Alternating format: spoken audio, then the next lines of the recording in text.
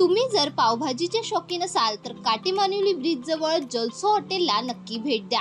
इथे तुम्हाला unlimited pav bhaji, unlimited pulao आणि 9 प्रकारचे कोल्ड ड्रिंक्स फक्त आणि फक्त 149 रुपयात मिळणार आहेत। तर त्वरा करा, 26 ऑगस्टला जलसो हॉटेलला नक्कीच व्हिजिट करा।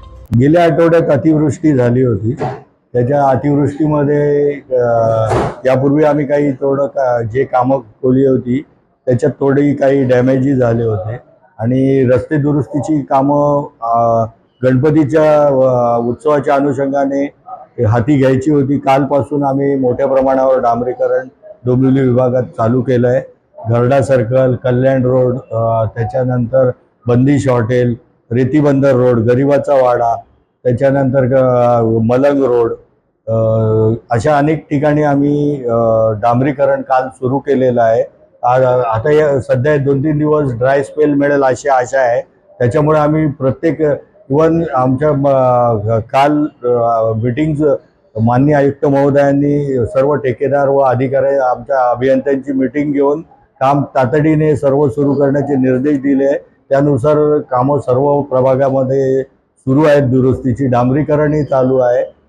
साधारणतः गणेश मूर्तीच्या आगमनापूर्वी बहुतांश मुख्य रस्ते व गणेश मार्ग याची सर्व रस्त्याची कामं पूर्ण करून घेऊ दुरुस्ती आणि सर्व रोड मोटरेबल करण्याच्याकडे आमचा प्रयत्न आहे। जे इतर एजन्सी MMRDA, PWD वगैरे तसेच रेल्वेच्या DFCCL मुळे काही खराब झालेला भाग आहे, यांच्याबरोबर देखील माननीय शहर अभियंता यांनी बैठकी स्वतः घेतल्या आहे आणि स्वतः माननीय शहर अभियंता यांनी त्यांना निर्देश दिलेले आहेत।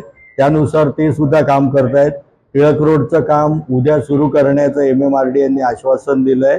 त्याचप्रमाणे MMRDA यांनी 4 रस्ता जंक्शनला सुद्धा काल रात्री मॅस्टिकचं काम केलं आहे। त्यामुळे लवकरात लवकर सर्व एजन्सी मिळून गणेश उत्सव चांगल्या प्रकारे साजरा होईल, खड्डेमुक्त होईल याच्या प्रयत्नामध्ये आहेत आणि त्यात यश मिळेल अशी आमची आशा आहे।